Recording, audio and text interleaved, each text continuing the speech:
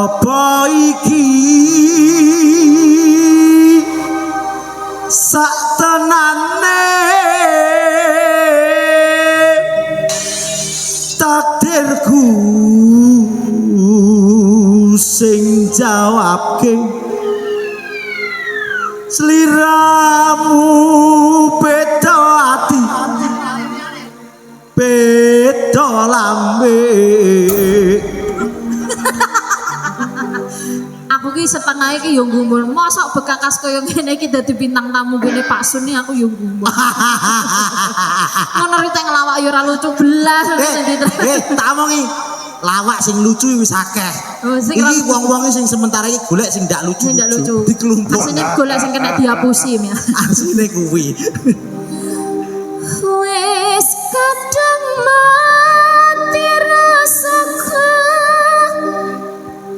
Kang Mas rungono tangisku. Bakal tak rungokke nanging Kang Mas sumangga ngunjuk toya kaweningan. Kita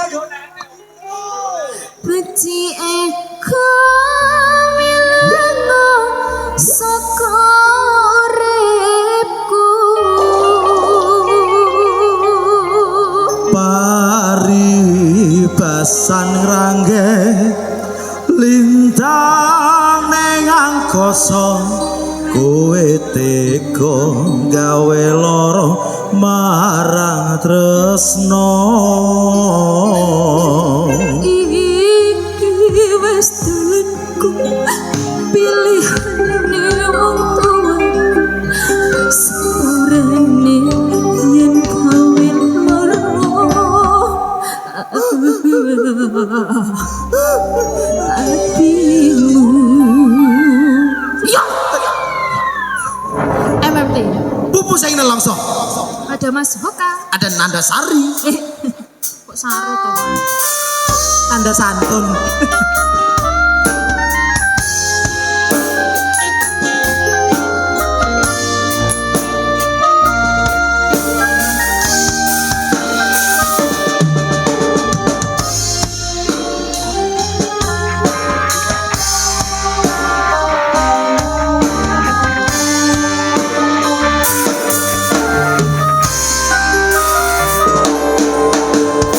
Keneng apa sifatmu saiki wis beda kowe ninggalke aku mentingke wong liya apa pancen tresnamu saiki wis sirna kaya lumut ing pinggir segara.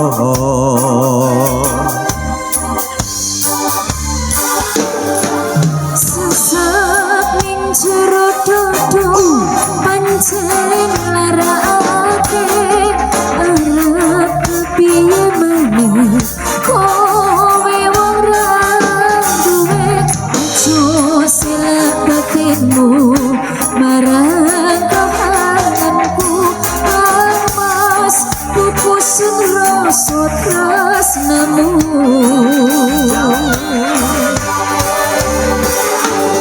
Apa iki sak tenane takdirku sing jawabke sliramu beda ati beda lambe. Wis kadang mati rasaku Kang Mas rungono tangisku becike kowe lunga saka uripku.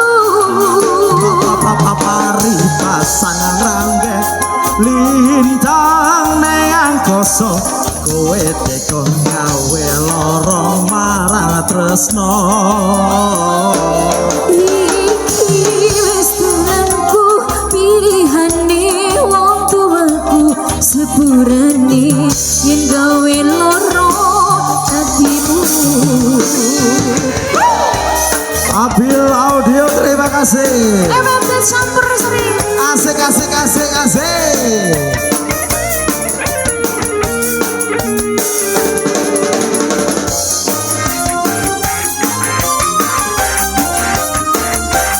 Nanda Kidung Manggala.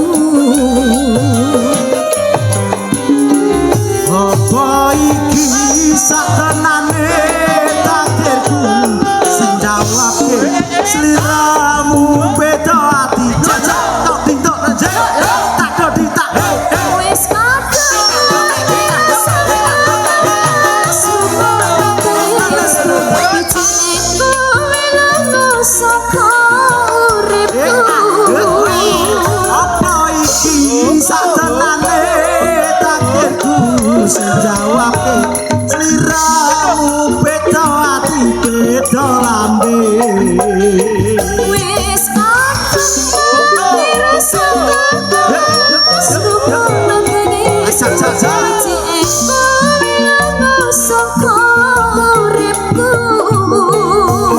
mari pasang rangge lintang neng akoso kowe tega gawe lara marang tresno hey